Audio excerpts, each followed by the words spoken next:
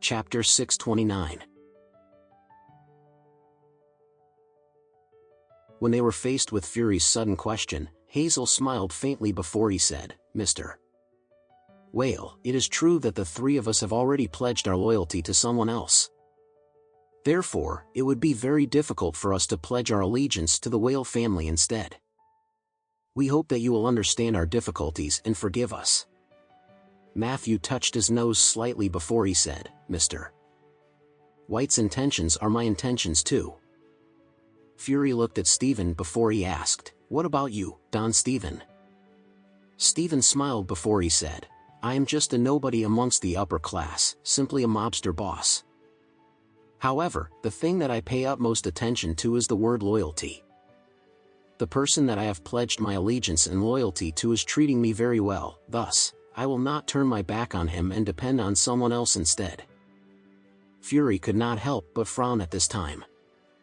He did not expect the three of them to have such a determined attitude. He really could not understand why the three of them would pledge such allegiance and loyalty to the Adair family. Fury could not help but wonder what kind of benefits the Adair family had given them to make them so loyal toward them. When Link heard what the three of them had just said, he stood up immediately. Then, he pointed his finger at them before he cursed, "Don't the three of you know how to give Mr. Whale any face at all? Do you even know anything about the Whale family? Do you know how many people are lining up to become dogs and slaves for the Whale family? You should consider yourselves lucky that Mr. Whale even acknowledged you. How dare you refuse and turn down his request?" Fury reached out his hand to stop Link from questioning them at this time. After that, he said lightly, "Everyone has their own plans and aspirations. I will not force anyone to comply with my requests." After that, Fury continued speaking, "However, even if you are not going to pledge your allegiance and loyalty to the Whale family, would it be okay for you to offer to help me?" Stephen replied lightly, "Mr. Whale, of course. As long as the matter you are asking for does not violate my principles, I will naturally offer my help to you." Fury nodded as he said, "There are two main reasons for my visit to Orris Hill this time. First of all, the Whale family has recently encountered some problems, and I am certain that every one of you here is well aware of it." No one replied to Fury's question, but the awkward and embarrassed expression on their faces said it all. Fury knew that the matter relating to his second son was very detrimental to the reputation and dignity of the Whale family. The Whale family had also become a laughingstock in the hearts of countless people because of this incident. However, it was because of this humiliation that he could not help but feel even more eager and determined to catch the culprit who had done this to his son. Therefore, Fury had a very cold expression on his face as he said, "The first thing I want you to help me with is to find the culprit who did this to my youngest son. I am not very familiar with the situation in Orris Hill. Therefore, I would like to be able to rely on you for all your help regarding this matter. I would like you to ask your men to help me keep an eye on this matter and notify me as soon as you have any news or clues about this matter. I can personally promise that the Whale family will definitely give a great reward to the person who can provide me with any important leads on this matter. The cash reward will not be less than $100 million.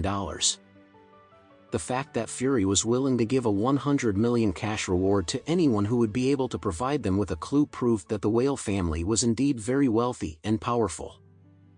At this time, Link blurted out immediately, "Mr. Whale, you can rest assured that the Joey family will definitely go all out to help the Whale family with this matter." The head of the Zimmerman family and the Klein family did not want to be left behind, and they quickly expressed their positions, one after the other. Even though this was the case, Hazel, Matthew, and Stephen still did not say anything at all.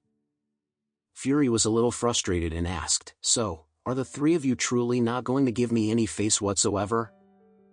Matthew, Hazel, and Stephen exchanged glances with one another before they said, "It's not that we are not giving any face to you, Mr. Whale. Since you have already spoken up, we will definitely do our best to help you. It's just that the three of us have relatively solid and realistic personalities, and we do not like to just use our mouths to say everything baselessly.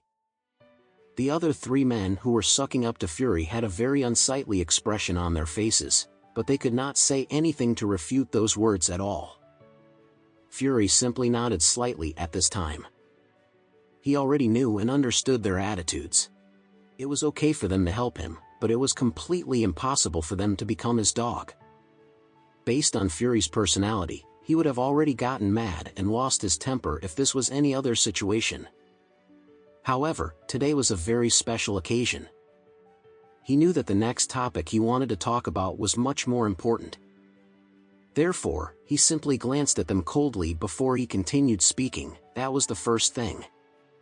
The second thing that I would like to ask for your help has something to do with Faria from the Adair family.